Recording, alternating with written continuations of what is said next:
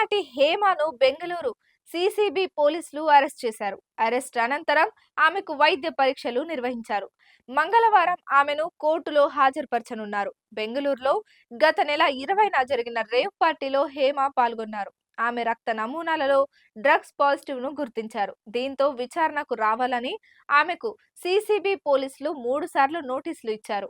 2 సార్లు నోటీసులు ఇచ్చినప్పటికీ ఆమె హాజరు కాలేదు. మూడోసారి నోటీసులతో సోమవారం విచారణకు హాజరయ్యారు. మీడియా కంటపడకుండా బురకాలో ఆమె విచారణకు హాజరు కావడం విశేషం.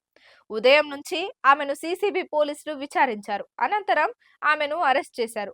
రేవ్ పార్టీ నిర్వహణలో ఆమె కీలక పాత్ర వహించినట్లుగా పోలీసులు గుర్తించినట్లుగా తెలుస్తోంది. నటి హేమతో పాటు డ్రగ్ పెడ్లర్ ఇమ్రాన్ షరీఫ్ కు వైద్య పరీక్షలు నిర్వహించారు. బెంగళూరు రేవ్ పార్టీకి పెద్ద ఎత్తున షరీఫ్ డ్రగ్స్ సప్లై చేసినట్లుగా గుర్తించారు. ఈ పార్టీలో 86 మందికి డ్రగ్స్ పాజిటివ్ గా తేలింది. అందులో 59 మంది పురుషులు, 27 మంది మహిళలున్నారు.